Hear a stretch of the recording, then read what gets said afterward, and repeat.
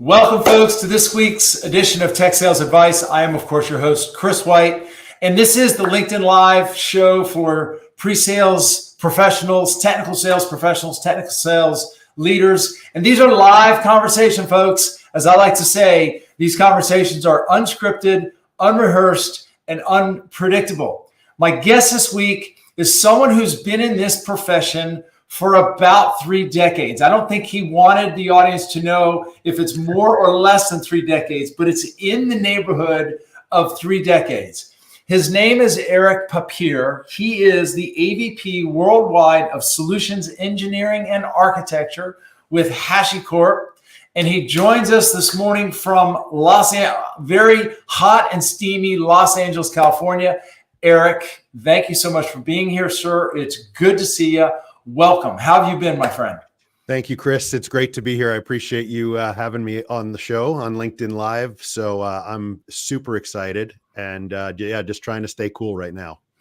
Well, I'm excited to have you. And by the way, I've got to give you an opportunity to talk a little bit about the cameras behind you. I remember when you and I first started chatting, I was impressed by your setup. Now, a lot of us had to sort of upgrade our audio and video setup during COVID, but this has always been sort of a hobby of yours, yes? Yes, the photography has been a hobby. I've been taking pictures since I was 12, so that's always been there. But this is the camera graveyard behind me. So a lot of these are actually cameras that I've used in the past. The one I always try and point, but here, this one was my first digital camera, which is a whopping 1 megapixel that is all, if you could zoom in, you'd actually see that it's all rusted and really disgusting, but it is that's one that holds a place, I guess, and most people would laugh at it now, with being a 1 megapixel camera. Yeah, but it's hysterical. I mean, at the time, it was cutting edge, right? I mean, Yep. it was a big deal. And you've got the little background light there. I'm taking some notes on your setup. I like your setup. So, Erik, we're going to be talking about the quote, the DNA markers or the DNA of a sales engineer. And of course, there's lots of different aspects and ingredients and characteristics, and there's no one size fits all. But there are some DNA markers. But before we get into that, I do want to give you just an opportunity in the unlikely event we have some listeners who don't know who you are or don't know your background. Wanted to give you an opportunity to just maybe introduce yourself a little bit more broadly, talk a little bit about how it is that you found your way into this sales engineering profession. Sure. So I, as you pointed out, and it's scary when you talk about multiple decades, but yes, it's been a while. I actually, my first real job out of college was a very small startup. It was basically 2 gentlemen who hired me as their first employee. And during that time, they were doing database development. So I really started out my official tech career doing development, developing databases and specifically like GUI user interfaces on database side. And I quickly learned that wasn't for me. And it didn't take long either, fortunately. But I had done some studies before that around networking, and I'm going to mention things like Novell NetWare, which will bring back probably some, I don't know, little PTSD for somebody on today.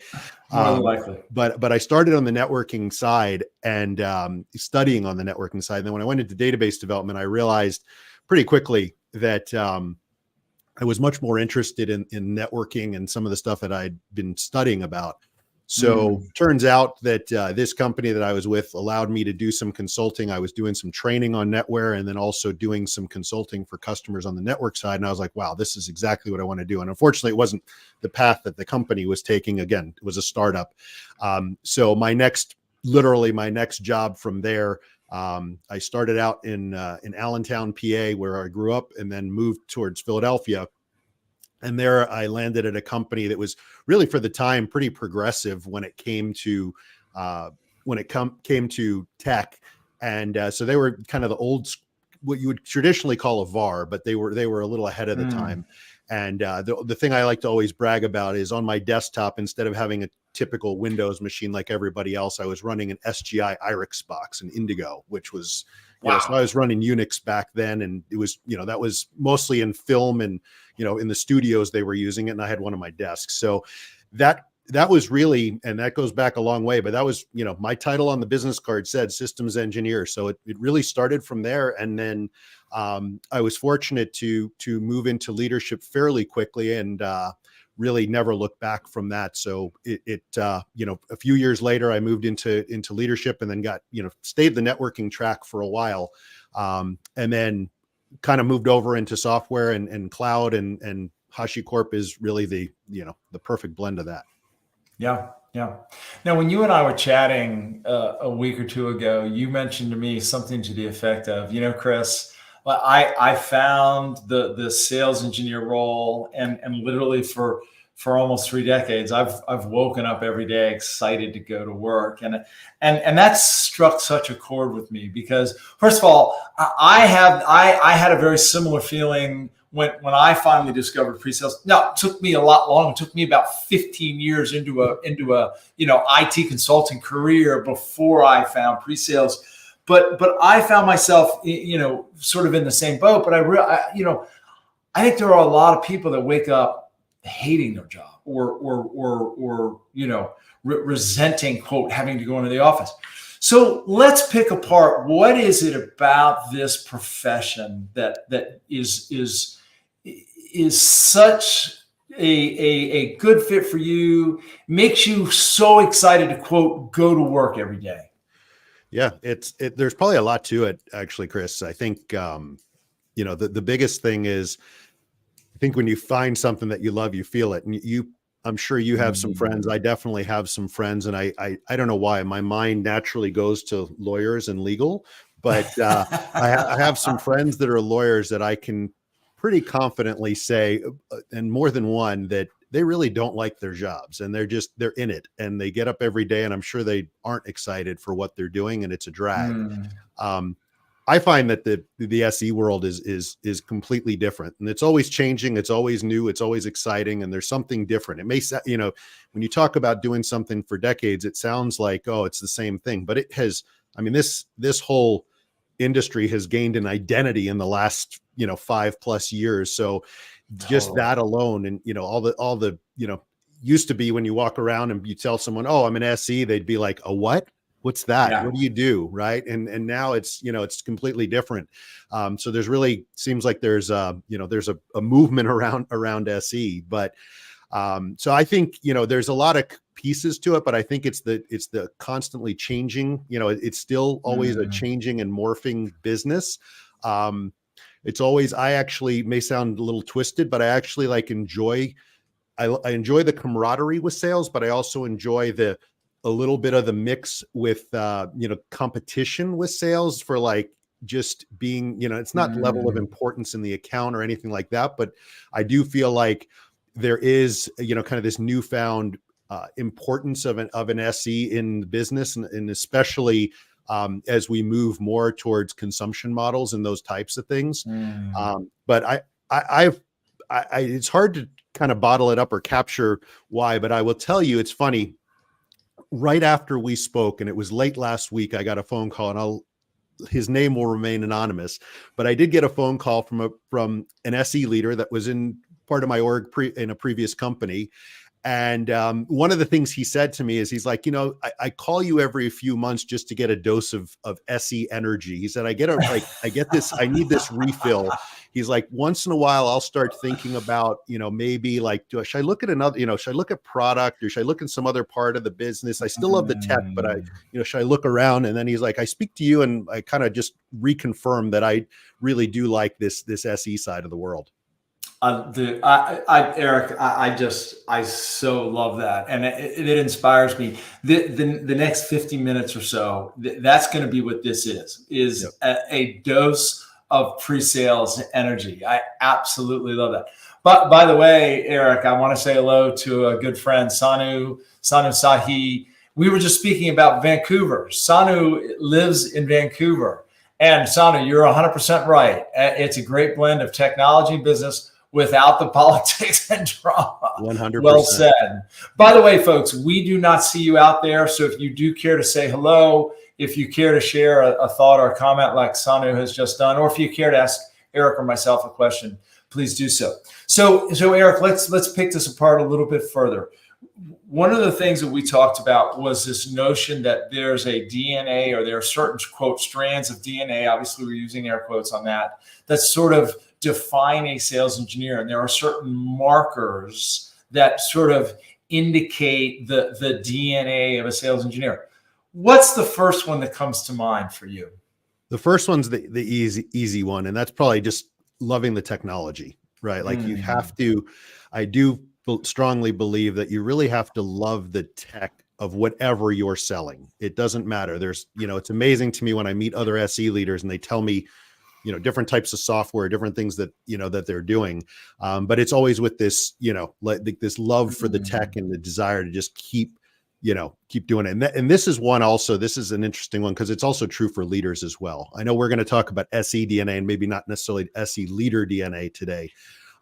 But this is one that I truly believe. Periodically, I've been contacted by a recruiter or somebody, and they, and they'll mention a company. Maybe I'm familiar, maybe I'm not, but there's one specific one. I won't name names, but when I was contacted, I was like, it probably is a great team. It's probably a great thing, but I just can't wake up every day excited about that technology. Like that just wouldn't do it for me. And I was hopefully polite in the way I responded, but I did let them know that because I want to be passionate about the tech. And especially when you get into SE leadership, you obviously move a bit further away from the tech, but you still have to have a belief and, passion about it. But obviously as an SE, you've got to love the technology that you're selling, be passionate about it and really, embrace it and want to just continue to learn more and be the best at it.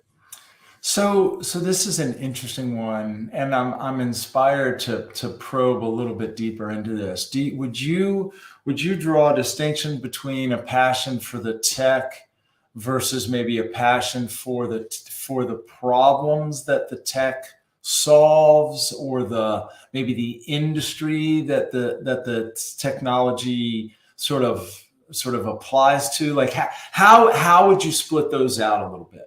Yeah, no, that's a great point that you raised, because it's not just, it goes beyond, the first step one is you really have to be passionate about the tech that the tech that you're selling.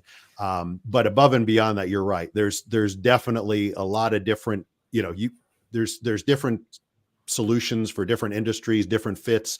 So a lot of times I think people do find their path down some specific area, and you find people that, gain their expertise and they know the financial markets. So, they can go into any bank, small or large, and be able to talk that language, speak their language, I should say.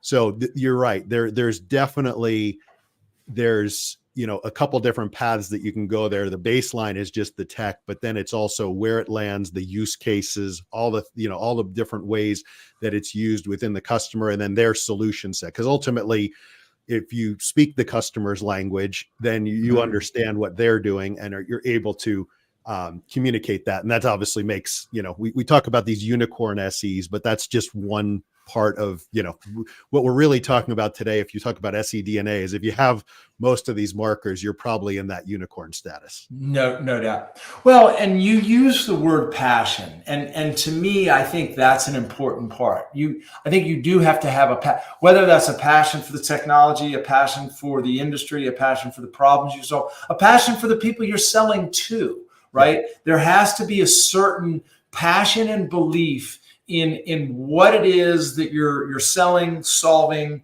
to whom, et cetera, as a foundation. Because if that's not there, to me, I don't know how you can demonstrate passion to prospects and clients if you don't have that yourself. And that's what I hear you saying with this. Yep, no, that's exactly it. I think, when we were reminiscing that, 3 years of COVID, right? Or however, 2+ years of COVID that we went through, there are a lot of SEs who I'm sure were really down because their passion of actually interfacing with customers became Zoom based versus in person. And there's people that just have that passion to be in front of customers. And, we always talk about just whether it's being at lunch with customers or whiteboarding with customers or just, diving in with customers.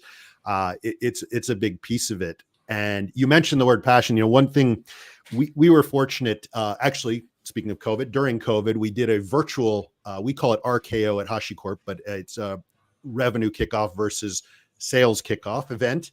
But when we did it, we actually, our guest speaker was Angela Duckworth, who is super famous for basically writing the book on grit.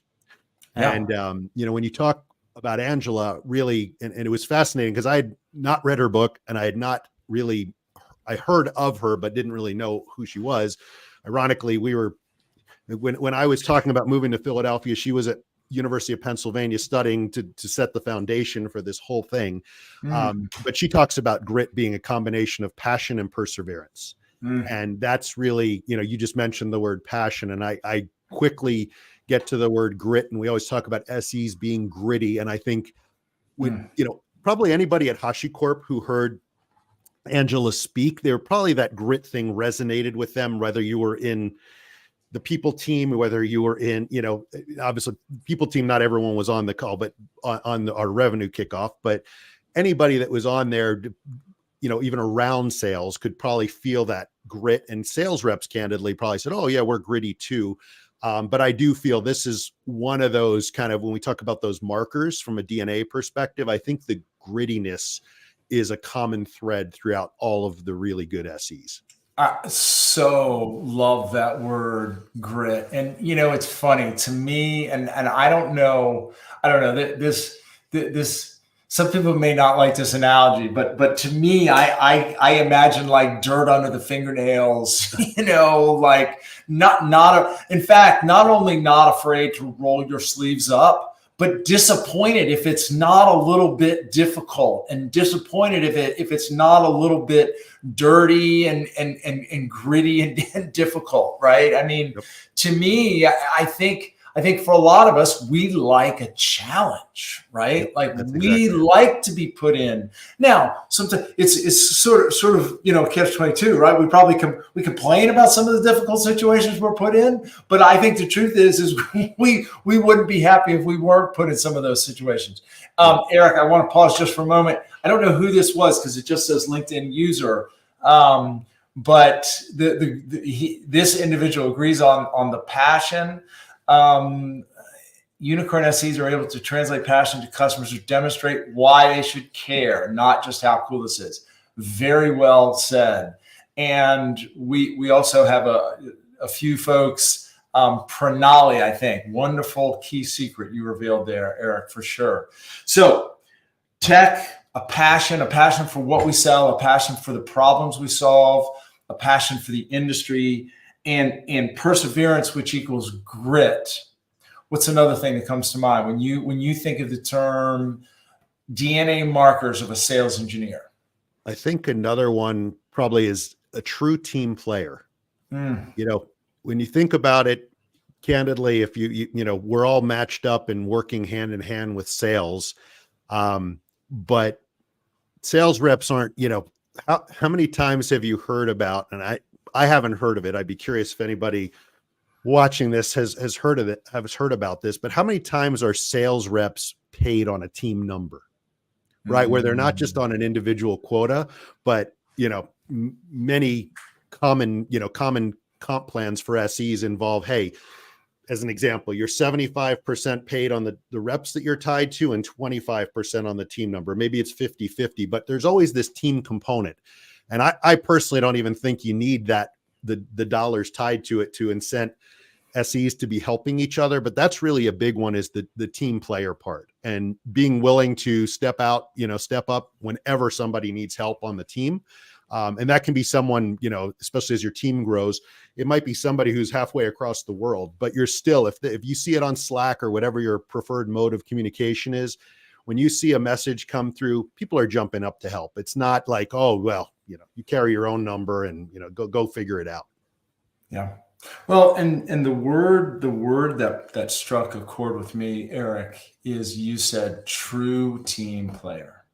And to me, what does true team player mean? I think it means that it's not only that we're saying the right things and doing the right things, but we actually want to, right? Yep. We have a desire to help the team. We have a desire to put the team first, or at least equal with ourselves. And I think that's a great one. A true team player really does care about the success of the group. And to your point, it's not to single AEs out or to single anyone out, as much as to say that I think that is part of who we are. Is we really want to see the team succeed, and I think that's a great call out there. Yep. No, that one's an easy one. So, Chris Pompilio has been on the show as well. Chris, nice to see you. He's somewhere in your neck of the woods. He's somewhere in California, I believe. Love the idea of embracing challenge. I actually call out for the prospective customer to challenge me. Love that. Yeah, invite the customer to challenge us, kick the tires a little bit, right? So we've got passion, tech, gritty, team player. What else, when you think of the markers that define a sales engineer, what are some of the other things that come to mind to you, Eric? This one I kind of joke about, because in a lot of cases, and obviously you don't want to build a team that's all the same, like exactly the Amen. same cut, because that doesn't work well. There's one area that's pretty polarizing, and this may sound like a joke to you, Chris, but this is an SEDNA thing, is just around commissions and getting paid. So I always joke that there's two types of SEs out there, and I think they actually do it is two different opposite ends of the spectrum. You have the SEs who, just before the commission checks come out, they can tell you to the 7th decimal place what they're going to get paid. Right. And they know, and they'll dig in, and they absolutely know exactly what they're supposed to get paid. And they'll tell you, like, there was one small part of one small deal that that the commissions team missed.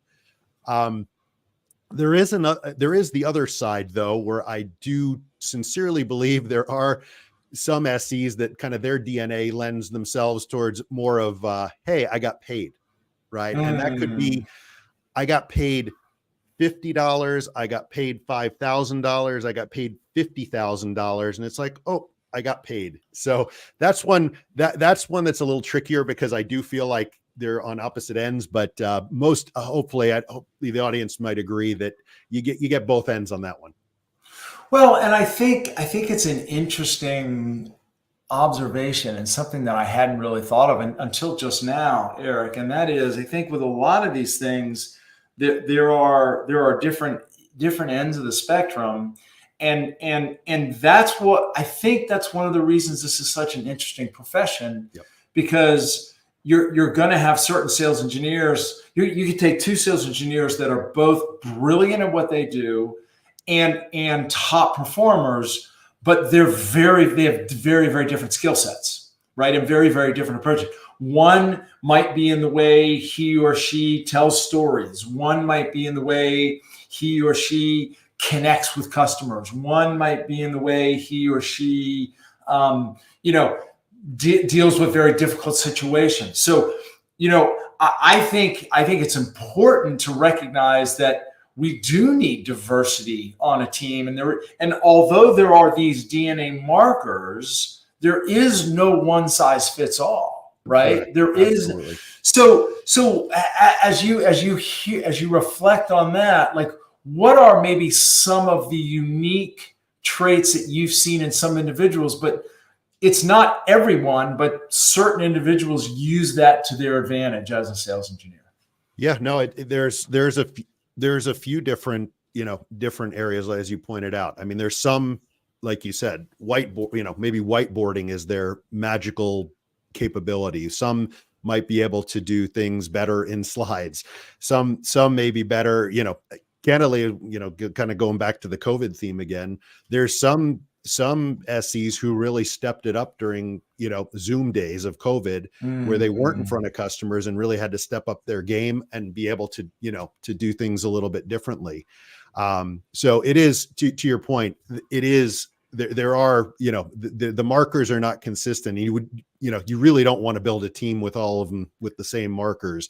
But I do feel like some of the baseline kind of characteristics, oh, for sure, that you think about, if you go to a very, very high level, right? Like SEs should be a perfect blend of sales, consulting, and technical skills, right? Like that's like the top three. And if you can get, oftentimes people say, if you get a perfect person in all three of those, you got a unicorn.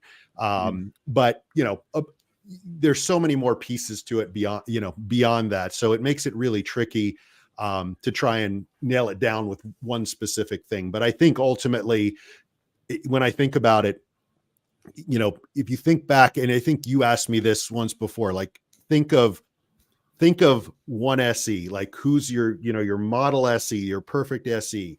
Everyone's going to have when I think back, there's a few of them, but when I think about those, like maybe just tell me, pick one. Who was your best SE in any of the teams that you've led? And you look back at those people, they're not the same person in any way, shape, or form. And one of them was great at one thing, one was great at another, but somehow they were super successful. And they weren't just, we always say they weren't just great with their sales rep and killing it in, killing their number and doing everything else. It's that well-rounded, contributing to the team, contributing more broadly, contributing externally. Everybody has their thing. And some, candidly, that's probably a good example. Some people contribute more internally and focus on just winning their business and winning with their sales rep or sales reps. And you have other folks that look at winning as, I did fine with my reps, but I also did, I wrote this white paper, or I did this training, or I presented at our, at a technical summit, or, those kinds of things as well. When I hear you use the word contributing, I think 3 or 4 times in consecutive sentences. What came to mind for me is maybe another marker is a contribution mindset. Yep. Does that resonate with you? I love that, actually. I never framed it that way, but absolutely.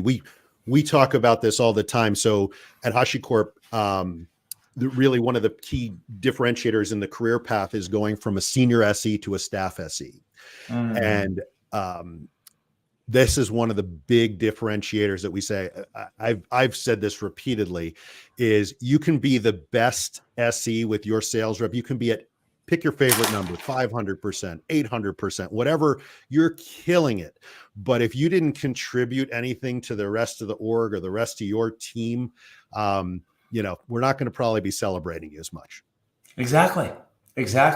And I love the fact that is part of moving into a more, let's call it, elite role within the organization, which, by the way, is a critical thing, because not everybody can move into management. Right. So you need to have senior level paths for individual contributors. There's that word again, contributor.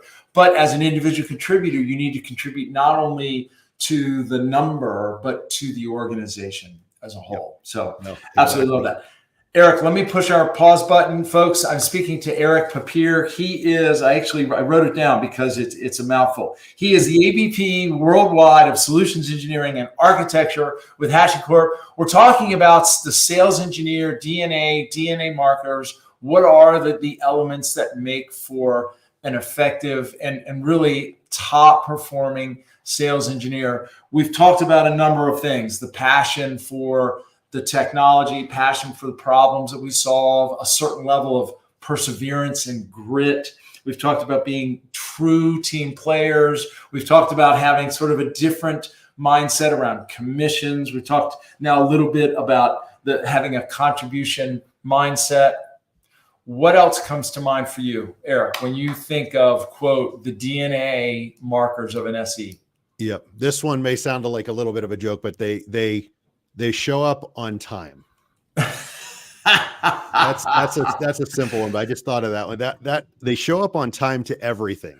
And I still remember at a previous company, we had an SE leader that always offered, and it's not even just, when these days, when you think about showing up on time, it's to Zoom or customer meeting, but we had an SE leader at a previous company who would offer up a steak dinner to anybody in the sales organization that showed up at any customer meeting before him. Wow.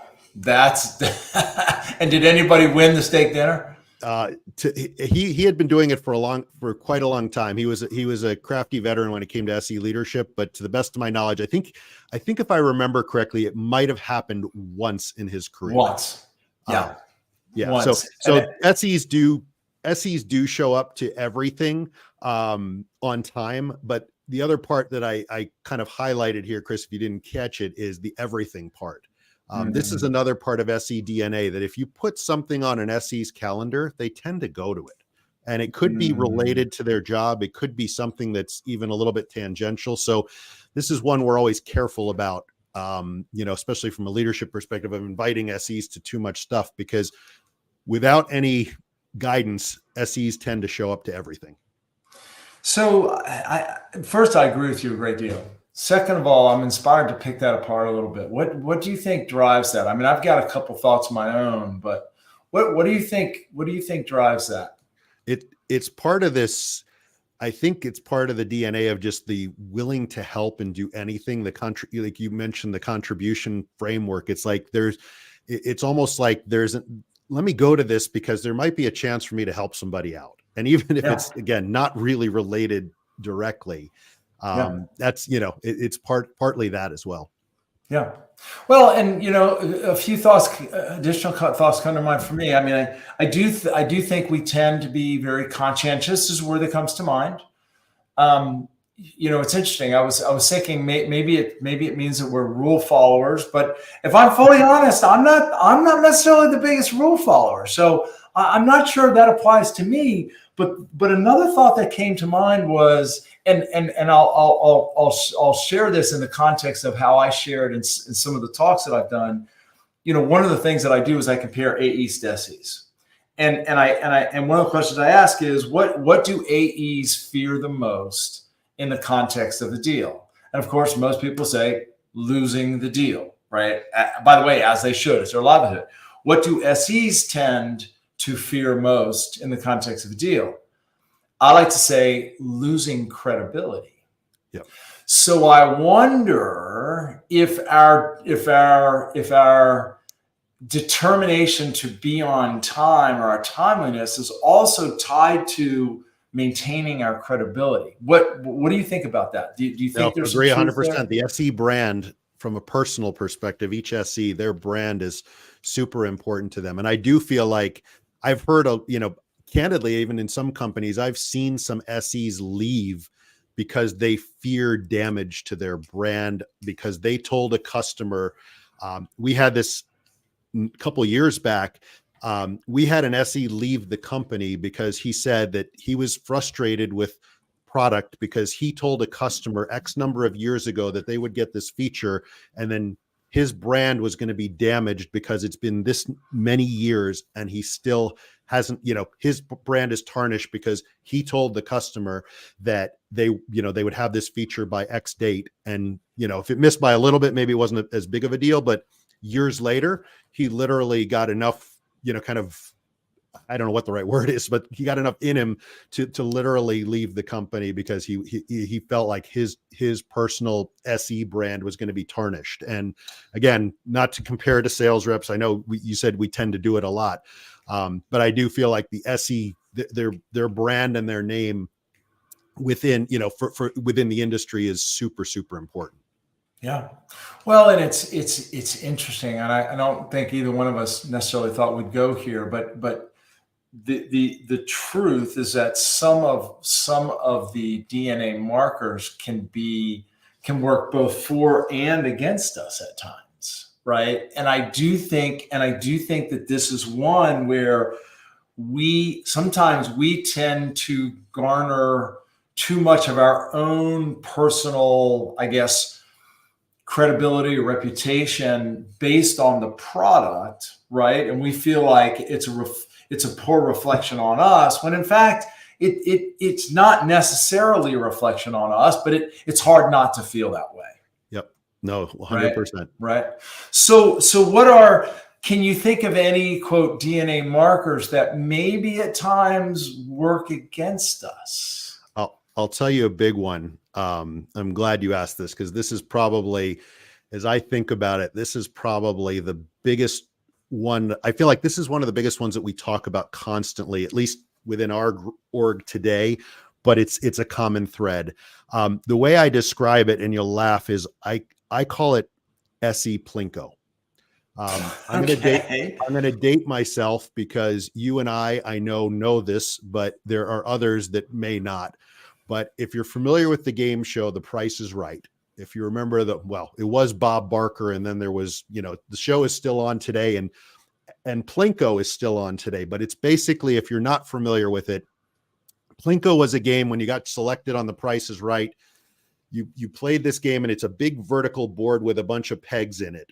And you got these, I don't know what you would call them, but these big tokens that you drop. You literally go up a set of stairs, and you get a chance to drop the Plinko chip, and it would go through this maze. And at the bottom, there were dollar amounts. And basically, wherever the Plinko chip lands, you won that amount of money.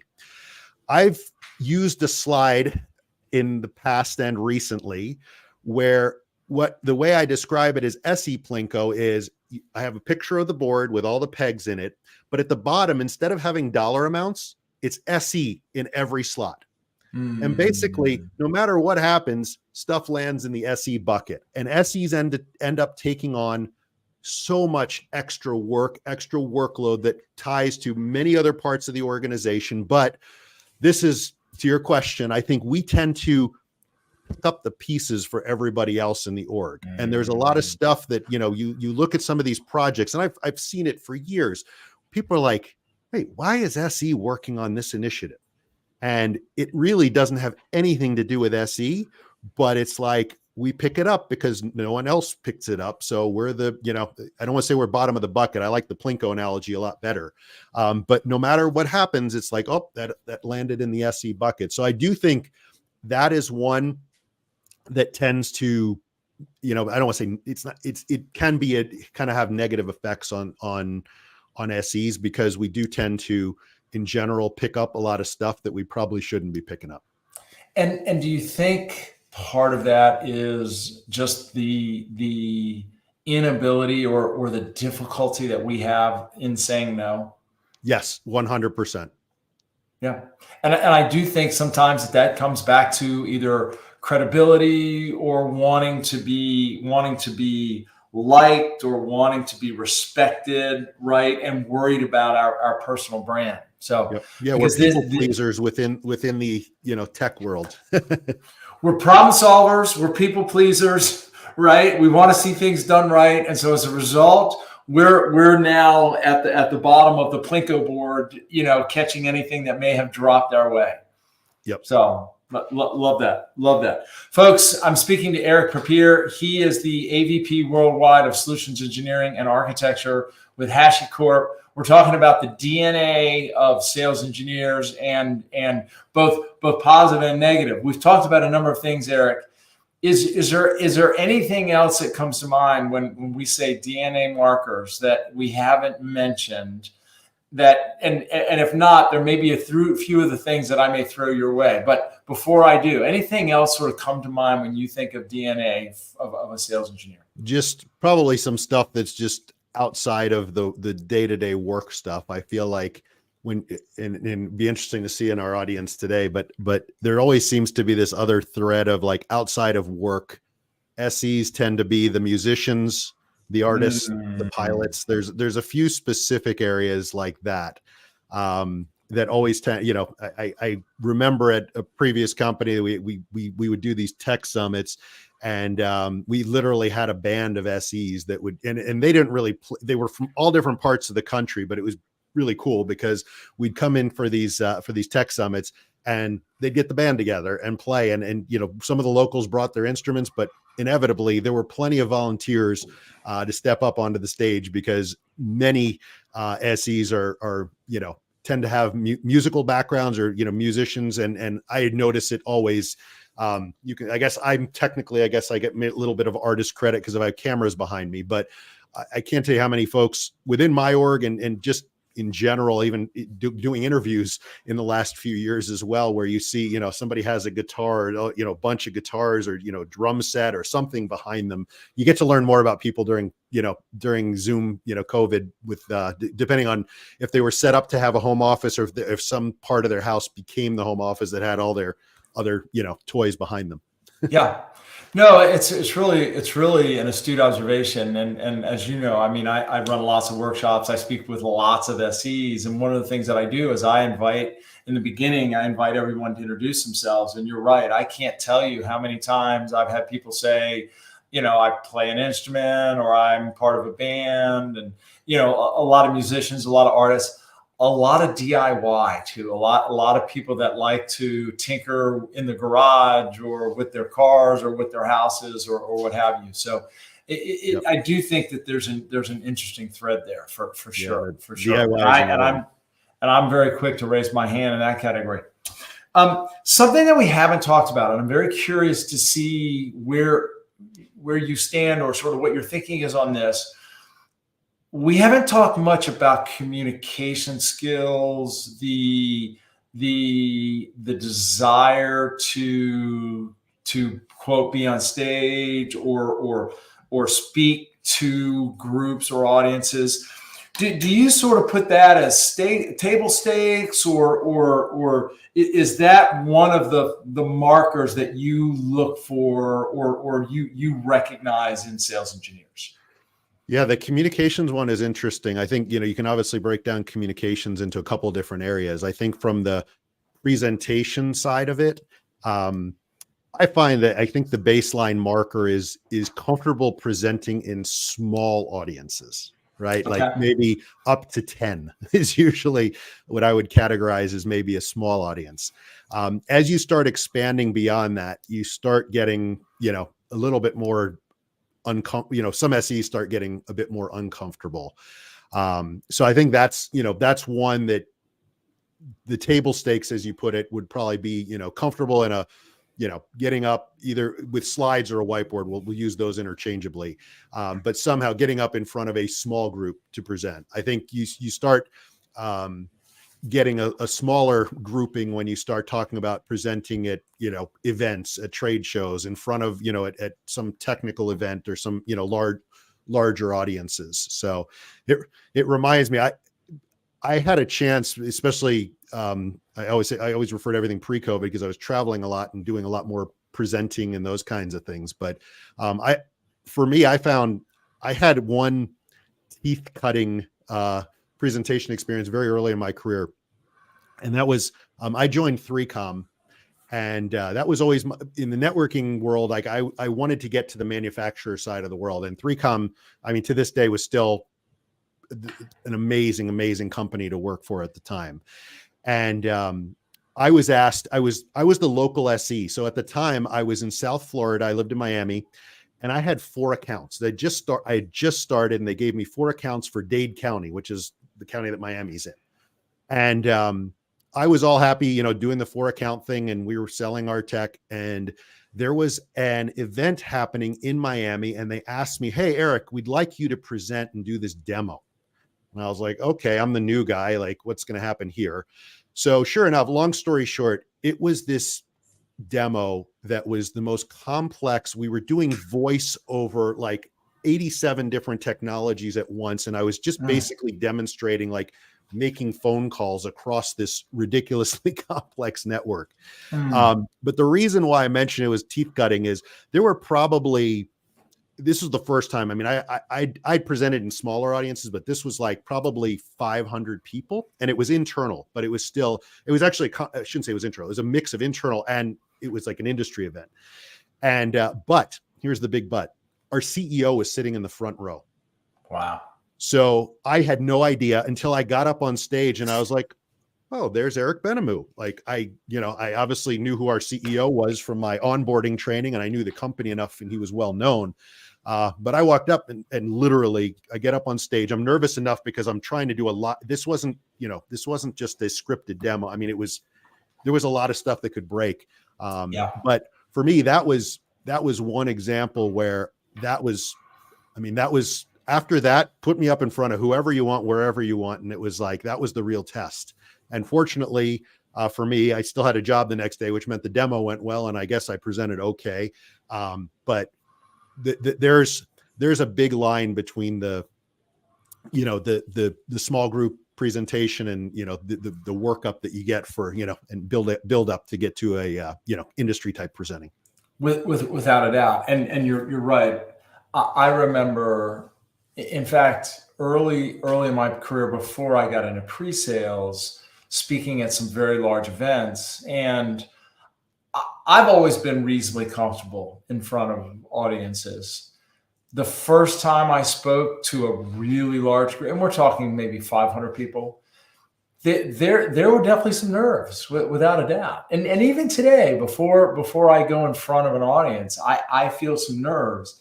But I think you're right. I think once you go through that without dying, right, without falling on your face, you realize that, okay, it's just you practice, you prepare, and you do your best to deliver, right? And I think, to me, the more we can be at peace and just be ourselves and be authentically ourselves in front of the audience, and recognize that people don't expect you to be perfect, right?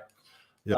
The more we can deliver. But I do think that that's an important element or strain, if I can use that term, of the DNA of a sales engineer. And to me, it's one of the many things that really makes a difference between a sales engineer or whatever term you use, solution engineer, solution architect, right, and an engineer or architect who spends most of his or her time behind a desk, right, behind a yep. computer, is your ability to engage with people, engage with customers. And it's not just speaking, it's listening. It's asking good questions, showing curiosity, being able to do discovery, right? To me, that is really what makes a difference between a behind the scenes engineer and an in front of the customer engineer. Yep. So, and ironically, the behind the scenes stuff, the one area that I would say is probably maybe not as good of a DNA marker, doesn't always get top ranks, is the written communication skills. So, I agree with you that the speaking and listening are like front and center and tend to get more of the attention. I think when we talk about some of the markers, I think the written communications could use some work. Some of it's just candidly poor writing skills, and then some of it's just writing for the audience and knowing that if you're communicating with an exec, they're not going to read your 7-paragraph work of art. There's a little bit of a mix in there. Yeah, no. Well, and I think at the end of the day, it's the ability to articulate ideas, that are purpose made or purpose built, quote unquote, for the audience, for the intended audience, right? Whether that's the written word, the spoken word, etc. So, Erik, believe it or not, we've been at this for almost 50 minutes, folks. I've been speaking with Erik Papir. He is the AVP worldwide of Solutions Engineering and Architecture with HashiCorp. We are going to wrap things up here in about 10 minutes or so. We have just a few more minutes. Erik, a question came to mind for me. Now, I know you're an executive level. You probably don't do too many interviews with individual contributors very, very often anymore. But are there certain markers, if and when you are interviewing for an individual contributor role, are there certain markers that if you see are an indication to you that this person might not be, particularly if they don't previously have pre-sales or sales engineering experience? They're brilliant technically. They're trying to break into pre-sales. Are there certain markers or certain things that you might hear or you might see that might indicate to you, I'm not sure this person's going to make it as a sales engineer? Yeah, we actually, and you're right. I'm not involved in a lot of IC interviews these days. But I can tell you our process that we use today at HashiCorp is for an SE role, you go through a series of discussions, but then the final piece is we call it the TE internally, but it's the technical exercise. And we ask our SE candidates to present basically our technology to a group of, we'll call it, we set the scenario. So it's actually a simulated customer scenario. So we'll introduce, and Chris is the CTO and Joe is the DevOps engineer, and Mary is from the SecOps team, whatever. We have these people from our interview panel with specific roles that ask specific questions. So we do look for, it's a great way to test for, first of all, can you even talk about our tech? But then also, how do you present? How do you do these things? But the one thing that I've seen over the years, and I've just passed 3 years at HashiCorp, one of the biggest things that the showstopper for candidates, and I'm probably giving away some secrets here, but the attempt to answer questions that you really have no idea what the answer should be. That's really good. And you just start making stuff up, as opposed really to let me check and get back with you, or let me check with my experts, let me check with fill in the blank and get back to you. That is probably the one area from a DNA marker perspective. If you're trying to be the smartest person in the room and answer every question, you're probably not going to land a job. I absolutely love that. I'm so glad you said that. And it reminds me of something that people have heard me say certainly quite a few times. Sometimes it is our job to be the smartest person in the room. Sometimes it's our job to let the people that we're talking to and selling to, quote unquote, know that we recognize that they are the most intelligent or the smartest person in the room. And what comes to mind also from your story is the ability to tell the truth, even if you feel the truth may not be the best answer or may not be exactly what they want to hear, right? But if you don't know, and that's the truth, there's a way to say that without hurting the deal and without hurting your own credibility. Yeah, right? That's the brand. Yeah. And if you can't, the worst thing you can do is try to BS your way through an answer that you really, or, through a question that you really don't know the answer to. Yep. So really insightful. By the way, Beth Allen, another industry colleague, Beth, nice to see you. She said, I would add genuine curiosity. This trait lends itself to continuous learning, deeper dive discovery, and creation of unique solutions. Very well said, Beth, and it's nice to see you. Yeah, sincere curiosity. I think does that strike a chord with you, Eric? Absolutely. Yep. No, and I like the way she has that as genuine curiosity, right? Because we can always say, everyone's curious, but genuine curiosity and getting to the bottom of things is absolutely one of them. Yeah. There's a kind of like the human element. There's a lot of markers to this DNA. Yeah. It's awesome. Eric, it's been a delight and a pleasure to have you, sir. Any closing thoughts or anything maybe that you thought we might touch on briefly that we haven't had a chance to touch on? No, I was the main thing was just hitting. I know we wanted to hit on a few of these markers, and I appreciate the input from the audience as well with additional markers. There's a lot of them, but I think all these markers lend itself to just the reason why I still love this SE world after so many years is just it is that DNA, and it is different. Not that I've spent time in every part of every organization, but this is the other thing is being an SE, you are kind of in the hub or in the middle of so many different areas of the business that I don't need to necessarily be a product manager. I've worked with them. I've led technical marketing in the past, so I have some ties there, but no matter where you go, it just feels like this SE world is different and indifferent in a great way. And so that's really what ends up keeping me, excited and continuing to just to embrace and love the SE world, and especially as it morphs. It's changed a lot in the last few years. I know you've had a few sessions and guests about consumption, right? Consumption changes the world. SE's owning the entire customer journey changes the world. So just when you never really have a chance to think, oh, I've got this down, because something else changes, and that's what keeps it exciting. Yeah, indeed. Well, and as you were reflecting and sharing those thoughts, what came to mind for me is I think if you're a dynamic person, if you get bored easily, sales engineer might be a good role for you, right? I mean, yep. Because we tend to be, I've talked in previous set of conversations, I've talked about this idea of rate of idea flow. We tend to have a very high rate of idea flow. We tend to get, sort of easily distracted and do lots of different things, right? And on the flip side, we can tend to get bored easily. So which can be a very bad thing, but also for an individual who likes to multitask and have lots of plates spinning, this can be a good profession to keep the brain active. Yeah, right? Absolutely. And by the way, you mentioned musicians and music and all this stuff, and I probably should have beat you up at the beginning of the session rather than at the end, but I did want to question and ask why you put me after a rock star as your next guest.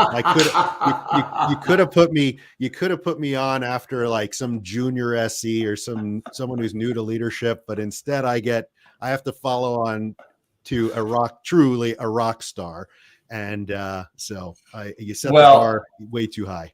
Well, I have to say, you lived up to the challenge. I'm going to give you that. I think even Barry himself would give you props for the conversation we've had today. So, and yes, that was. If for any of you who missed that one, I spoke with Barry Privet, who's the lead singer of Carbon Leaf last week, and that was pretty cool. So, but I will say without a moment's hesitation, Eric, you did not miss a beat. So this has been a fantastic conversation.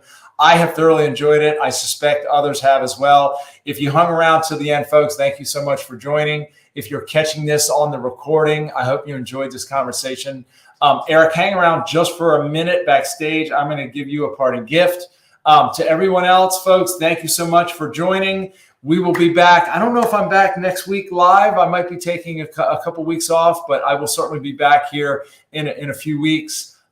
Eric, thank you so much for being here. It's really been a great conversation. This is awesome. Excellent. Bye all. We'll talk to you again soon. Thank you.